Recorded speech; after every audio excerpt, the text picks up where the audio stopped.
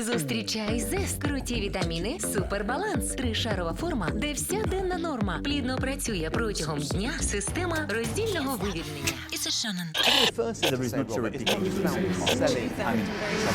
Зазвичай офіційні інтерв'ю вищого військово-політичного керівництва будь-якої країни актуальні лише короткий час. А потім забуваються, адже з'являються нові інфоприводи. Зовсім інша історія – інтерв'ю керівництва воюючої країни, записані під час війни. Тут вже кожне слово і відповідь стають не просто цитатами, а світовою історією. Саме спираючись на інтерв'ю воєнного часу, історики описуватимуть наш воєнний період для наступних поколінь. Ми залишаємось точно, ми захищаємо, так. Саме ці цитати потраплять до підручників історії у всьому світі. Якщо зараз ми не знищимо цього ворога, будемо знищені ми. Ми готували інтерв'ю для фільму «Рік» з приводу повномасштабного вторгнення Росії в Україну. Це були дуже складні в організації зйомки. Все, далі знімати не можна. Адже кожен із героїв – людина, яка керує обороною країни і не має вільного часу. Для того, щоб знайти час на інтерв'ю, ми за вами вже сутки їздимо. Кожен з цих людей – ціль для ворога. Кожного з них намагаються вбити. Інакше кажучи, матеріал унікальний.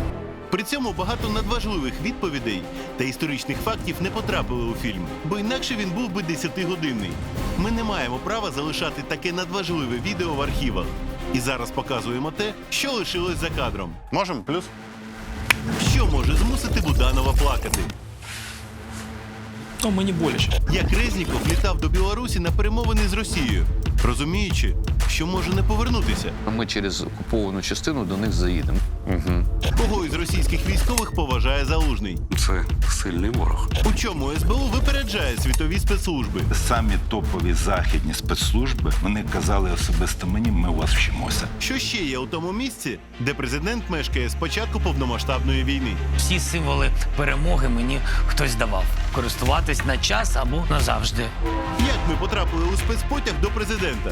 І взагалі, цей потяг кудись їхав? Чи, як кажуть коментатори в інтернеті, просто стояв у депо? Дивіться найцікавіші моменти, які не потрапили до фільму «Рік». Інтерв'ю, які допоможуть написати нашу історію. Кирило Буданов. Він не просто головний розвідник країни, а людина, про чиї бойові подвиги складають легенди. На нього постійно полюють російські спецслужби. Відомо про щонайменше 10 замахів. Буданов той, хто відкрито говорив про плани Росії задовго до повномасштабної агресії. І точно прогнозував сценарій вторгнення. Я знав точний час, ми все знали точно. Готуючи фільм «Рік», ми були просто зобов'язані з ним поспілкуватись. А під час інтерв'ю я не вірив, що розмова з розвідником може бути настільки чесною. У мене в житті є кілька правил, які я ніколи не порушую. Сам перед собою. Я, в принципі, намагаюся, як це не дивно при моїй спеціальності, не брехати людям. Я можу дуже мало про щось казати, але, в принципі, відверту брехню казати не буду. Мене здивувало, що Кирило Буданов вірить не лише розвідданим. Я вірю в Бога. Ви приходите молитися. Про що ви просите Бога? На жаль, коли я приходжу, це щось вже таке в мене важке дуже проходить, що потрібно до Бога звернутися, саме прийшовши до храму. І було таке, що ваші молитви чули і збували? Завжди. Отже, просто зараз ви почуєте максимальну концентрацію інформації, яку вже можна розказати.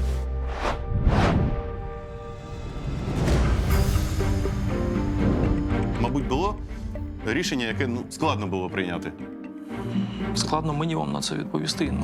Багато речей важко робити. Відправляючи бойові підрозділи на завдання, я ж чітко розумію, що, м'яко кажучи, не всі повернуться точно. Але ж ми маємо знищити противника, повернути назад свою державу. Держава – це її територія, в тому числі. Для цього потрібно інколи приймати рішення, які понесуть за собою втрати. А чи можуть у вас бути такі емоції, як сльози, наприклад, чи розпач, чи, знаєте, таке відчуття, що складно прокинутися і встати? Та ні, ви що? Я не можу собі таке дозволити. Можливо, я би хотів в такий стан колись війти, але щодо сльоз, кілька разів таке було. Яка причина була? Через певні втрати. Ну, мені боляче. По-перше, я знаю, що кожне місто, яке ми тимчасово втрачали, як військово вам кажу, що повернення кожного метру землі, воно, в принципі, навіть розрахунково коштує набагато більше, ніж його відстоювання. Коли ми щось тимчасово змушені залишити, я чітко розумію, що повернення цього всього буде вартувати і коштувати набагато більше Життів людських. життів людських. Про вас просто взагалі дуже мало відомо, як про людину. Чи було вам страшно, наприклад, за цей рік? Страшно? Не думаю. Сльози були, а страшно ні. Ми їздили весь цей рік, знімали. І, звичайно, найцікавіше дізнаєшся, коли спілкуєшся з людьми, особливо напередку з хлопцями. І от коли звучить прізвище Буданов, я найчастіше чув відгуки: «О, ну, супермен, залізна людина, може проплисти 10 кілометрів, може бігати, не втомлюється і може робити неможливе». Ось таке про вас кажуть. Ще кажуть, що ви фартовий, що для вас немає перешкод ніяких. З цього всього єдине, мабуть, що більш-менш відноситься, що немає жодних перешкод. Це я так завжди жив. Нема такої річі, яку, в принципі, ми не зможемо реалізувати. Її не існує. Кажуть, що ви власноруч творили операції по завершенню, дивлячись на які це здавалось неможливим. Коли вам треба було покинути якесь місце завдання, і ви плили там 8 кілометрів. Чи коли вас намагались підірвати і не могли підірвати. Не везе людям, хто намагається щось злим нам зробити. Ну, На вас реально полювання йде. мені це подобається. Чим? По-перше, це, скажімо так, міра визнання, якщо хочете. Да, це показує, що я, в принципі, роблю свою роботу гарно. Найвища оцінка будь-якого професіонала спеціальної діяльності, скажімо так, це визнання ворога та намагання його зробити все для усунення такої особи. Я до цього дійшов досить давно, тому мені це подобається. Це показує, що я не дарма отримую кошти хоча б. Я зараз їхав до вас на інтерв'ю і вирішив увімкнути VPN і почитати новини про вас, що там пишуть. І що пишуть? І пишуть, що терорист Буданов. Взагалі, найпопулярніше терорист Буданов. Це гарно. Мені це подобається.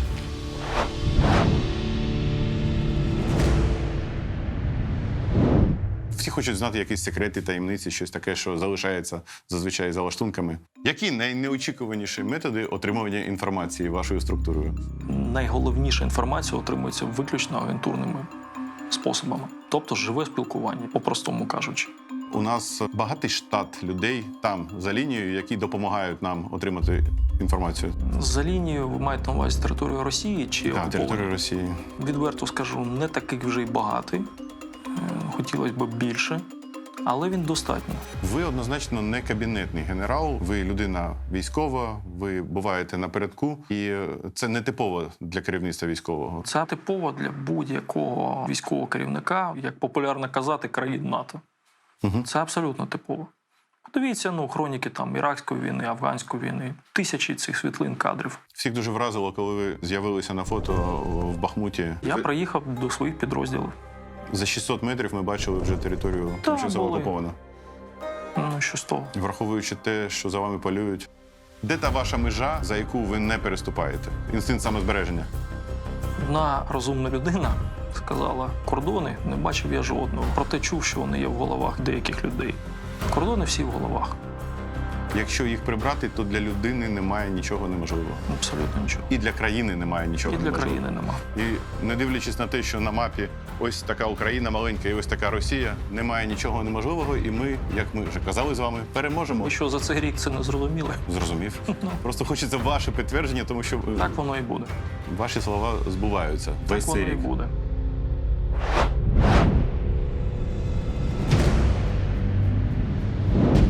А як ви думаєте, чому Росія напала на Україну? О, це вже цікаве питання, ви задаєте. Воно досить багатогранне. Тут треба розбирати, скажімо так, коли Росія почала готуватись відверто до таких дій. А це ми з вами плавно відійдемо в 2007 рік. О, такого я ще не чув. Це не дивно. Активно Росія почала готуватися до агресії проти України з 2007 року. 2014 року вони скористалися зручним для них моментом. Ну, в принципі, далі все ви бачили, як воно рухалось. Але вони в той час саме скористались моментом. Проте, ще раз вам кажу, не було б подій 2014 року, це нічого б не змінило. Війна між нами була, неминуча. Чому саме 2007-го і з чого 2007-го? Я вам кажу, що з 2007 року ми точно знаємо, що вони почали це готуватися. В наших архівах це досить чітко видно. Це в той час, коли я дуже добре пам'ятаю Дні Росії в Україні, Чорномирдін, поцілуночки, фестивалі сумісні і Да. ми же браття. Вони ж зараз, що вони роблять? Ми ж браття, ми ж освобождаємо, ми освободителі. У них нічого не змінилось, до речі. У 14-му підібрали момент. Зручний для них момент. А суб'єктивна думка, може, тоді теж були думки спробувати захопити всю Україну, але вони вирішили спробувати пощупати Крим обережно. Вони тоді були, в принципі, не готові. Просто застав їх цей момент. І вони так малими кроками пішли. Пішло б гарно, воно б пішло б далі. Не пішло, не пішло. Тобто вони прощупували почву. Да. До речі, вони і зараз так само зробили. Спробували всю. Не пішло. Давайте там, де йде. Якби в 14-му, коли вже відбувся Крим, на жаль, і почались події на Сході, вони пішли так само, як 24 лютого 22-го року на всю Україну, у них був би результат? Це вже ми тільки гіпотетично можемо з вами зараз тут сперечатись про це. Чи кусає Путін собі лікті, що не зробив цього 8 років тому, коли ми були не так готові, як зараз? Певні думки є в них. Вони ж насправді хотіли розпочати ще в березні 21-го року. Тоді було б легше, насправді. А що їм завадило? Майже на рік. Їх плани були так само викриті, і тоді було прийнято рішення оприлюднити ці всі матеріали і розуміння іноземним, як то кажуть, партнерам, і з їх допомогою дипломатично якось цьому завадити. В принципі, тоді це вийшло, але вони тоді розпочали підготовку, і вони ж так і не покинули ті місця, в яких вони почали зосереджуватись якраз в період між лютим і березнем до квітня 21-го року. Всі підготування, підготовчі заходи, ви це легко можете зараз просто в інтернет продивіться. За той період були незрозумілі такі для людей пересування військ. Вони, до речі, так їх і не пояснили. Потім в кінці сказали, а ми проводили раптову перевірку. А війська вже не виходили звідти. Тобто війська тільки на ротаційній основі виходили, заходили, а ці палаточні табори і все інше, місця зосередження техніки, все це залишилося до 24 числа. Звідки потім воно і пішло в бій. І його кінцева мета, щоб Україна стала просто такою, як ДНР, да, зараз? Повернення України в орбіту Російської Федерації.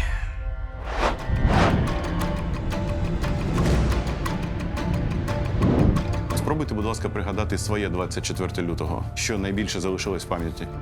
23 числа, після обіду, я забрав дружину. Ми зселилися сюди, в мій кабінет, знаючи, що наступного дня почнуться всі події. Чекав я 4 годину ранку, оскільки знали час, коли все має починатись. І найголовніші, скажімо так, переживання були якраз в останні годину і хвилини до цього всього. Почнеться, як почнеться, по графіку мається на увазі, чи взагалі щось зміниться. Тому що на протязі 2 тижнів кожного дня вони відтягували, вони змінювали дату початку досить сильно. Переживав за це, тому що ви маєте зрозуміти, я керівник розвідки, і для мене неприпустимо було помилитися в такій справі. І близько 15-ї десь години 23 числа точно ми отримали, що все, завтра, о 4-й, як воно має починатися. Коли почалося? Ваші перші дії, перші накази, перші дзвінки? 23-го вночі сюди були викликані підрозділи нашого спеціального призначення. Вони озброїлись тут, чекали на виїзд до Гостомеля. А вже починаючи з 4-ї ранку, коли пішли О 4-й ранку вони убули по своїх місцях. Найголовніше було на аеродром Гостомеля затримати висадку. Бо весь план росіян – це була стрімка висадка посадковим способом на аеродромі Гостомель і звідти вход в Київ. Тобто це був головний план? Це був взагалі єдиний план.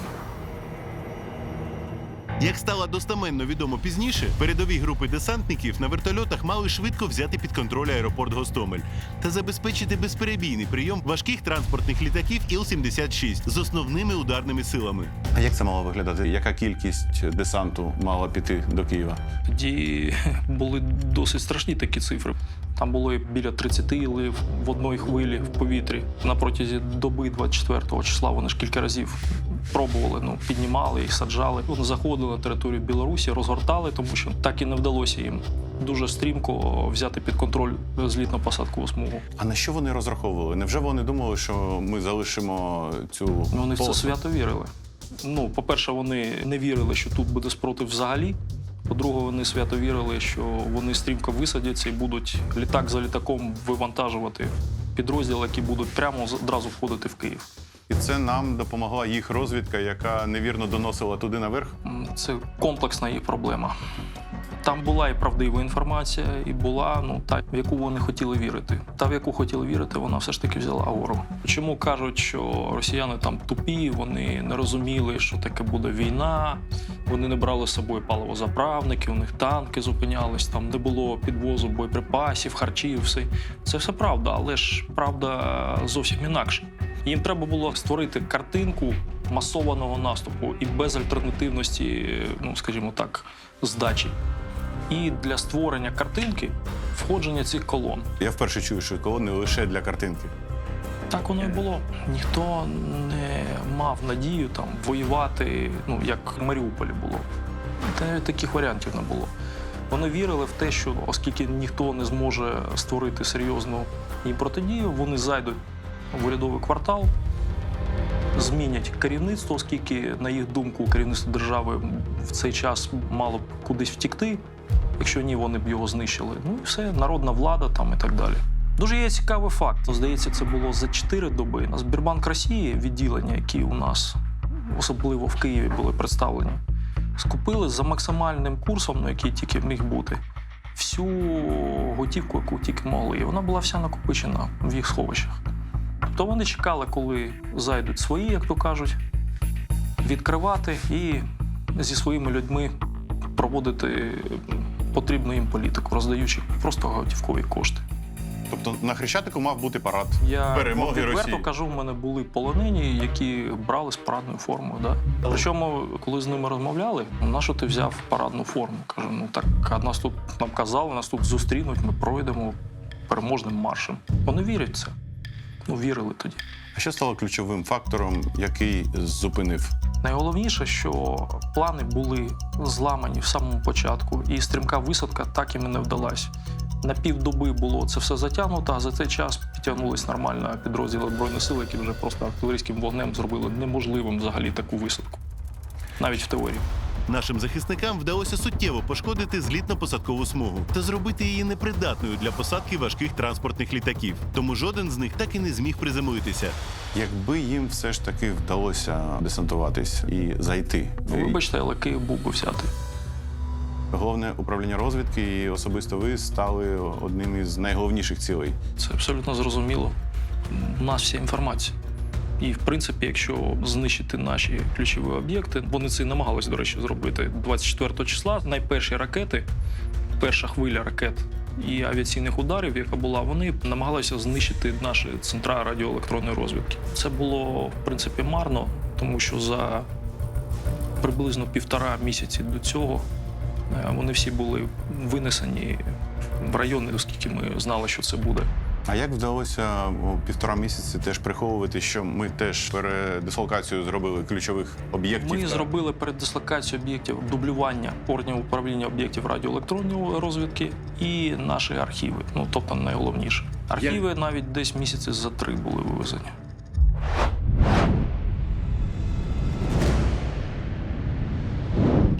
Ми знаємо вже деякі обличчя з тих, хто творив звірства в Бучі, і ви оприлюднили в тому числі. Книга котів, так вона доповнюється. Навіть на сайті ГУРу є розділ «Вороги». Які подальші плани? Дуже просто. Притягнення до справедливої відповідальності. Справедлива відповідальність в нашому розумінні за певних людей, за їх вчинки може бути тільки і фізичне знищення. Ми бачимо, що багато росіян радіє смерті українців. Наприклад, будинок у Дніпрі житловий це свято в соцмережах. Смерть українців мирних у мирних районах це свято в соцмережах. Що з цими людьми не так? Тут нічого дивного нема. По-перше, могутність їх режиму, вона багато в чому базується на контролі засобів масової інформації. На пропаганді. Так буде навіть правильніше відповісти вам.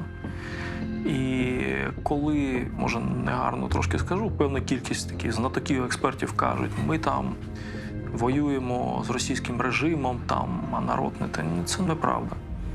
Всі соціологічні дослідження, які ми проводили, які Росія проводить, до яких ми маємо доступ, вони показують, в різний період ця цифра трохи коливається, але підтримка війни проти України стандартна між там 73 та 82%.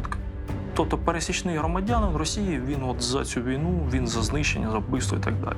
Вони ж, я кажу, вони ж не окупанти, вони звільняють міста.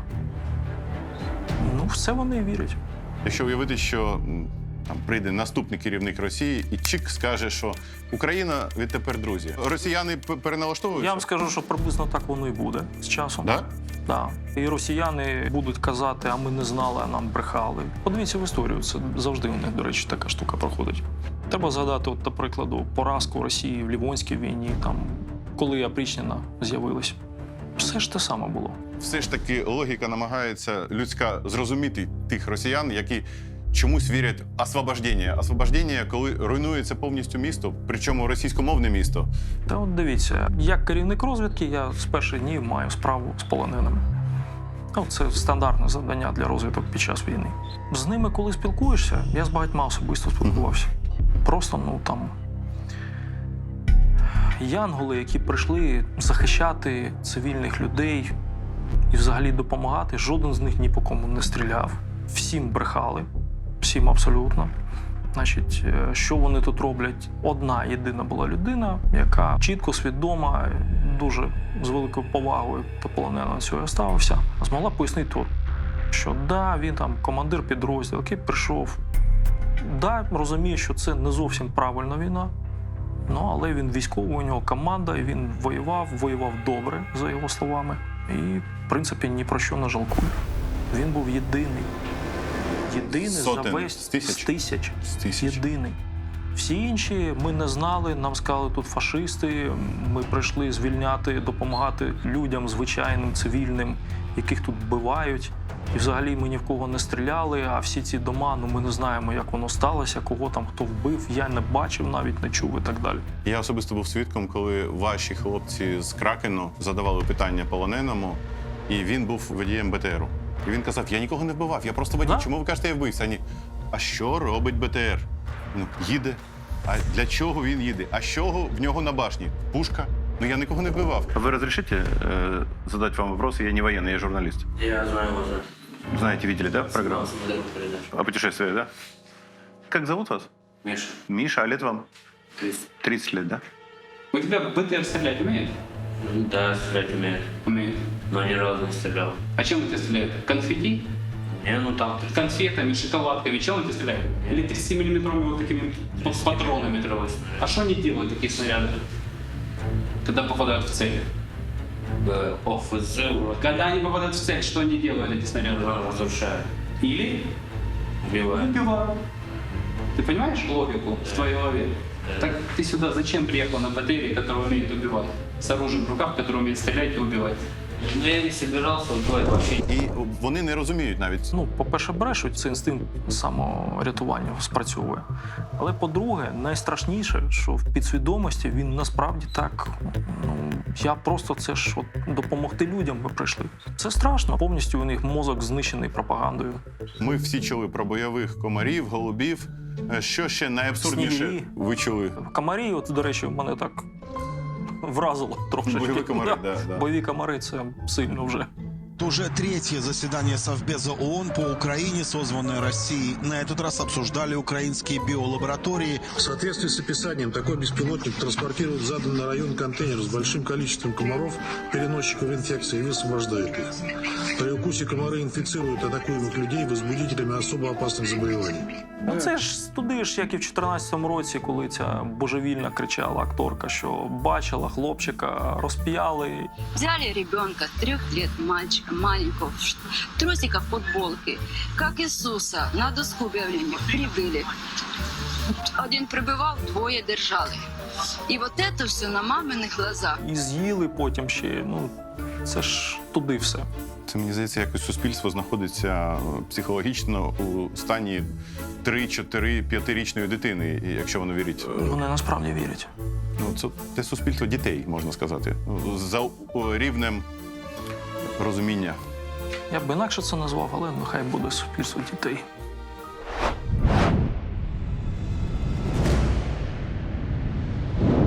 Українці дуже-дуже сприяли нашим перемогам, бо саме вони давали координати. От як ви оцінюєте роль простої людини, яка там допомагає, відправляє смс-ку чи якимось іншим способом? Ви ж самі кажете, люди допомагають. В цьому і роль. От насправді це у нас, як то кажуть, вітчизняна війна йде.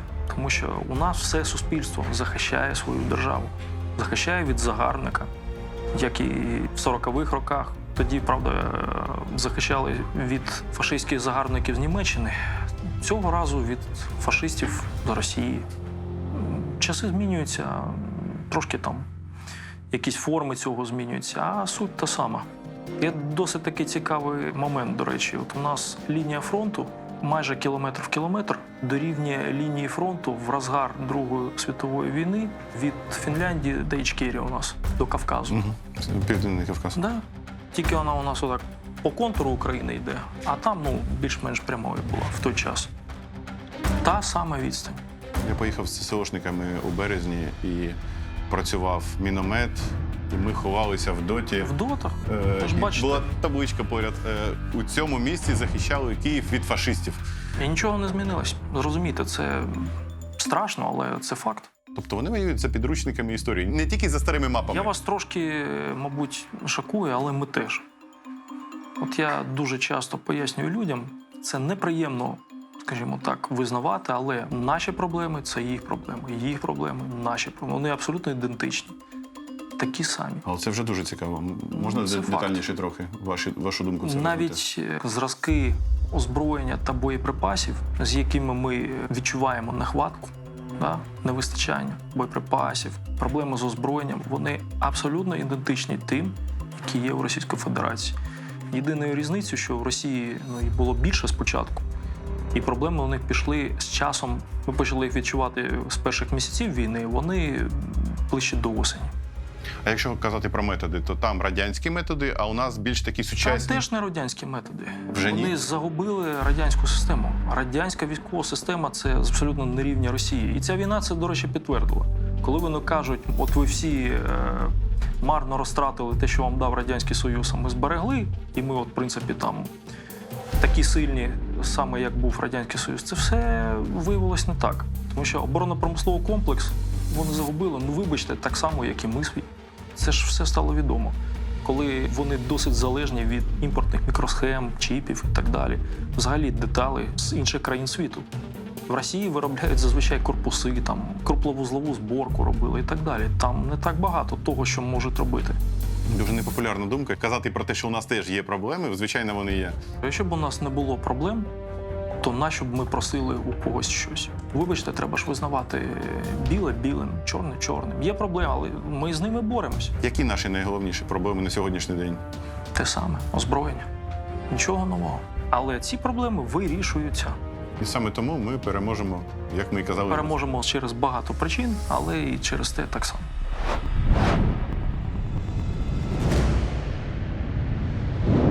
Що стосується можливого наступу з Білорусі, стандартне для вас питання, всі його вам задають. Тоді буде стандартна у вас відповідь. Станом на зараз це абсолютно нереально, цього не буде і в планах нема. А то, що була новина в різних джерелах про те, що росіяни готуються до наступу з 3 сторін одразу. Проаналізуйте, будь ласка, чутки, плітки і інше. Там стабільно, раз в 3 тижні з'являється матеріал, який там підкріплений якимись експертами, фактами, хтось на щось ссилається, на якісь незрозумілі там західні партнери, там, як пишуть зазвичай, нам кажуть, що от точно завтра буде наступ в Білорусі. Кому нам і хто це каже, ніхто ніколи зазвичай не пояснює. І псошні вброси через засоби масової інформації. І кожен раз, коли до мене звертаються, я кажу, ні, цього не буде. Давайте дивитися факти. А чому ці новини з'являються? Це інформаційні атаки. Хто це робить? Це росіяни? А вже ж. Модерують вони, але, на жаль, треба теж казати правду, що багатьом тут всередині це вигідно, і багато людей свідомо це підтримують. Певна кількість ресурсів несвідомо, але певна кількість досить таки чітко розуміє, що вони роблять. Як ми можемо регулювати, щоб не створювати цю паніку? Бо тиждень за тижнем у нас нова паніка і завжди є привід. Заходьте до нас, ми вам будемо казати. Наразі, що можна сказати мільйонам наших телеглядачів, чого боятися, чого не боятися, бо ваші прогнози зазвичай збуваються. Дивіться, боятися чогось – це досить таки вже дивно, тому що абсолютно весь арсенал наявних засобів, які взагалі, в принципі, існують навіть теоретично в світі, він же застосований. Тобто боятись можна того, що буде нове, а нового просто не існує. До всього іншого, мені здається, що наше населення більш-менш вже звикло. Боятися наступу з боку Білорусі, найближчий термін, не варто. На Сході йдуть постійні бойові дії. Вони не вщухають. Те, що у нас інколи кажуть, ось почався наступ там вчора чи позавчора. Поїдьте туди і ви побачите, що там бої йдуть кожного дня, весь цей рік. Є інтенсивність підвищується, є інтенсивність зменшується. Це можуть на собі відчути виключно ті бійці, які знаходяться там на лінії. Для всіх інших це та сама ситуація, яка є. От чим нас лякали? Білорусь ми вже обсудили. Що ще? Всіх лякали тактичний ядерний удар. Знову ж таки приведу вам до прикладу мої інтерв'ю. Постійно ж мені це питання задавали, казали, точно вже от на наступному тижні буде. Я всім казав, ні, не буде. Не буде? Не буде. Не буде, дякую, можна спати спокійно. Зараз можна абсолютно спати спокійно. А як б ви радили звичайному громадянину України лінію поведінки, емоційної, перш за все, сприйняття і фільтрування цих новин, які щодня лякають? Все дуже просто. Пересічному громадянину слід нарешті повірити ні в якихось там, як так коректніше сказати, експертів, які все знають. Перестати боятися Росії, яка має другу армію у світі, вона всіх знищить. І почати нарешті вірити в себе, в свій народ, в свою армію, в свою владу. Ось у що треба вірити. І зрозуміти, що ми по ітогам, ми виграємо цю війну. І це абсолютно не можна змінити нікому. От хто б як не хотів, Україна переможе. Це абсолютно вирішене питання. До речі, якщо ви подивитесь так за останні місяці 2,5 російський сегмент ЗМІ, вони там досить таки вже прямо кажуть, що Росія програє, вона програє. Треба якось вчитися жити в такому світі, де Росія, можливо, не виграє там і так далі.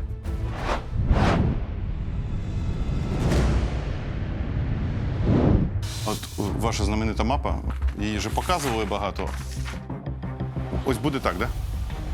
Це концептуальний погляд, скажімо так.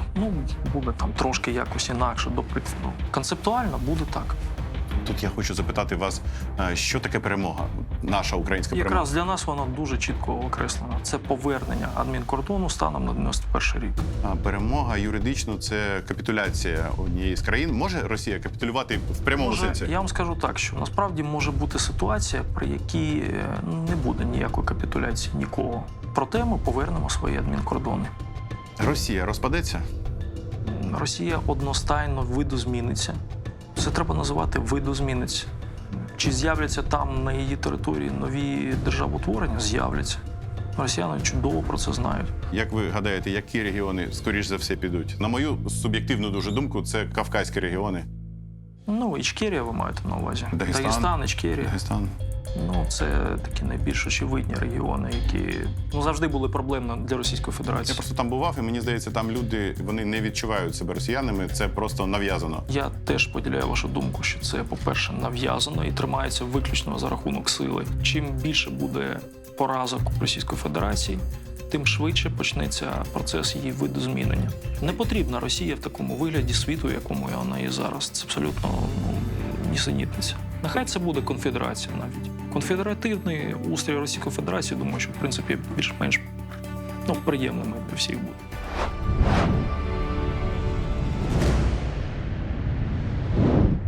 Путін існує? Я можу вам точно сказати, що Путін існував. Чи існує він зараз? Давайте зачекаємо. З часом всі побачать правду. Скоро, да? Він в будь-якому разі був досить хворий. Ще в 21-му році в нього досить серйозні проблеми були зі здоров'ям. А чого, на вашу думку, Путін боїться? От якраз Путін боїться дуже багатьох речей. В нього дуже розвиті різні параної. Вони в нього і розвинулись неспроста, скажімо так. Він не довіряє своєму оточенню, він боїться внутрішнього перевороту, він боїться втратити силу, що, в принципі, так само призведе до перевороту.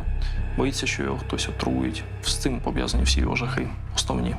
Я просто не люблю плітки, так як і ви, з інтернету. В інтернеті, якщо почитати, там не зрозумієш. Багато статей. Там не зрозумієш. Скільки їх цих Путіних. Ні, у нього є багато двійників, це абсолютно відомий факт. За останні півроку досить часто на такі серйозні офіційні заходи їздить точно не він. Не треба бути суперекспертом або там якусь таємну інформацію мати, щоб це побачити. Яка причина цього? Причин може бути багато. Живий він чи мертвий він, існує все одно так званий колективний Путін. Чи живий він зараз, чи ні, в принципі, це ні на що не впливає. В Росії є чітко виражені зараз, як то кажуть, дві башні Кремля. От вони між собою тягаються, як то кажуть, хто переможе. А цей колективний Путін займається тим, що має балансувати ці дві сили, щоб ні одна з них не брала гору. Бо якщо візьме одна, це одностайно приведе до певного таких видозмінень. Тобто можна собі уявити, що взагалі Путіна не існує. Це просто уявний такий персонаж. Ви можете уявляти що завгодно. Я вам кажу точно, що Володимир Володимирович Путін точно розпочинав цю війну. Чи закінчить саме він її? При ньому, я не знаю.